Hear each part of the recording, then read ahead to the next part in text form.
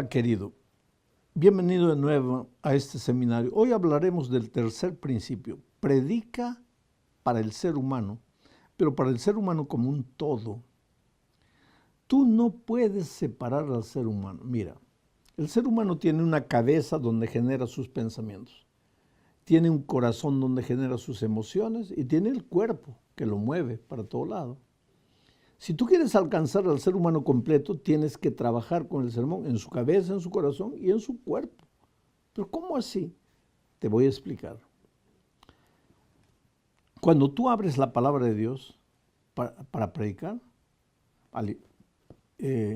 inclusive quiero decirte que lo primero que el predicador hace cuando llega al púlpito es abrir la palabra de Dios y leer el texto bíblico. Después puedes saludar, comentar, pero palabra de Dios, porque ya estás dando un mensaje en silencio, que lo que vas a hacer es predicar la palabra de Dios. No has venido a contar historias, no has venido a contar la noticia de cómo está Afganistán o Irak, no has venido a traer estadísticas, has venido a predicar la palabra de Dios. Entonces, llegas al púlpito, abre la palabra de Dios, menciona el texto y ahora dices, antes de leer el texto bíblico, quiero mandar un abrazo, salud, todo bien.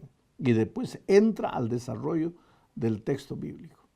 Entonces, lo primero que el predicador hace es lee el texto bíblico. Entonces empieza a trabajar con el texto bíblico en la cabeza. ¿Por qué en la cabeza? No comiences nunca a predicar tu sermón contando una historieta triste para conmover el corazón de las personas. Porque cuando tú tocas las emociones de las personas, eso es peligroso. ¿Sabes por qué? Porque las emociones son como el polvo que se está durmiendo debajo del agua, en un balde. Si tú agitas el polvo, pues el agua se queda turbia. Ahora, para que baje el polvo de nuevo va a llevar mucho tiempo. Hasta ahí ya terminó la predicación. Entonces, no agites las emociones, no toques las emociones. ¿Para qué? Para que el raciocinio esté claro, capaz de entender el mensaje. Ahí tú abres el texto y expones el texto. Pruebas A más B igual a C. Pruebas, Cristo va a volver por esto, por esto, por esto. El sábado es el día del Señor por esto, por esto y por esto. Hay que ser fieles a Dios en el diezmo por esto, por esto. Él entiende, ¿no? Sin emociones, él entiende con la cabeza fría lo que el Dios está queriendo por él. Ahora, hay mucho predicador que se queda ahí y esa es una tragedia también. Se queda en la emoción. Ahora, si el ser humano fuera un computador, pues ahí está bien, pues tocaste las emociones y listo. Pero el pensamiento y listo. Pero el ser humano es un corazón, es gente, ser humano. El ser humano se emociona, llora, se entristece, se alegra, siente odio, siente envidia, siente codicia. El ser humano es ser humano. Tienes que tocar su corazón en la hora de la predicción. Pero primero trabajas en la mente. Después bajas al corazón. Pero no se toca el corazón contando una historia para hacer llorar, ni se trabaja con las emociones haciendo llorar a las personas. Hay mucha gente que piensa que hacer llorar a las personas es trabajar con las emociones. Y por eso algunos predicadores dicen, no, yo soy predicador racional, a mí no me gustan las emociones. Ahora, ¿cómo? Eres un predicador incompleto porque no estás alcanzando al ser humano en su totalidad. ¿Cómo se relacionan entonces las ideas racionales con las emociones? Fácil.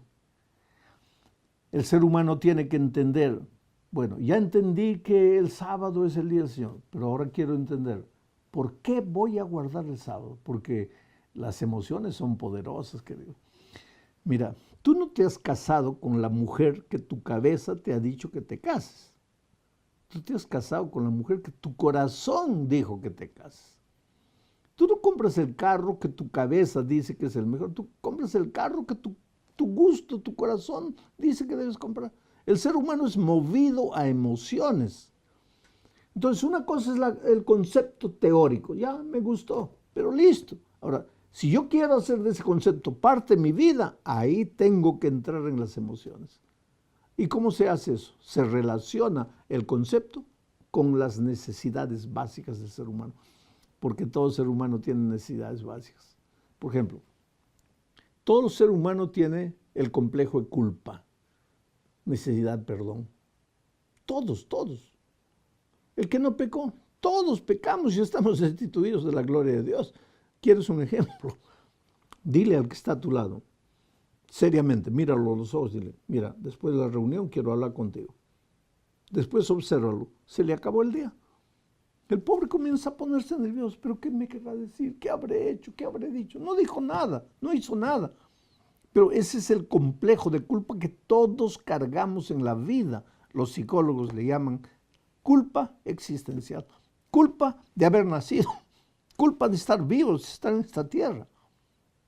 Entonces, cualquier tema que prediques, tú lo encaminas por el canal del perdón, del alivio de la culpa, la gente va a querer, porque está resolviendo su problema. Todos los seres humanos tienen problemas familiares. El rico, el pobre, todos. Con la esposa, con el hijo, con la suegra, con el cuñado, con un hermano que está enfermo lejos. Todos los seres humanos tienen problemas familiares. Por lo tanto, cuando tú encaminas cualquier tema a los problemas de la familia, estás tocando los corazones.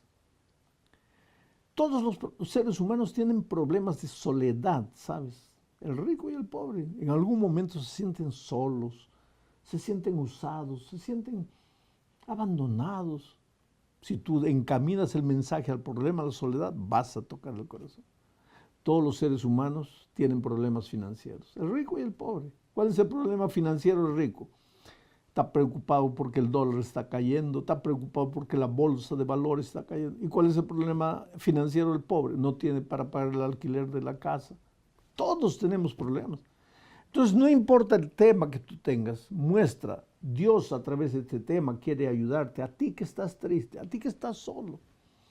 Yo siempre digo que cuando el predicador se levanta, tiene que ver que en medio de la iglesia hay una niña que fue abandonada por el enamorado. Tiene más allá un papá que está triste porque su hijo está en las drogas. Tiene allá una señora viuda que esta mañana cuando se estaba vistiendo tocó un tumorcito aquí, está preocupada pensando que está con cáncer. Tiene allá el otro que fue despedido del empleo. Tiene aquí a la viejita que no tiene a nadie para que la cuide.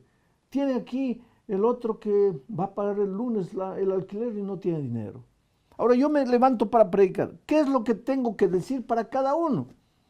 Esa gente no está interesada en saber del sábado, del domingo, de cuántos metros medían los muros de Babilonia, que Egipto tenía 50,000 caballos de guerra. No, esa gente está con un problema personal. Ahora, yo puedo predicar del tema que sea, de la vuelta de Cristo, el sábado, el diezmo, lo que sea, pero cuando en algún momento en mi predicación digo así, tú que estás pensando que tu hijo se acabó porque entró en las drogas, ya luchaste, ya sufriste, ya no sabes qué hacer. En esta mañana yo quiero decirte en nombre de Dios, mira, guarda el sábado, porque en el sábado tú le dices a Dios, Señor, yo trabajé toda la semana, ya no puedo más, me entrego a ti el sábado. Y Dios, ahí relaciona el problema de él con el sábado. Relaciona el problema del mensaje que estoy predicando con cualquier problema. Ahí la gente que estaba medio así, durmiendo, porque yo estaba hablando de los caballos de Babilonia, levanta el ojo. ¿Qué pasa? Esto me interesa. Y ahí se compromete. Ahí bajaste la cabeza al corazón. Y en la hora del llamado, tocas el cuerpo.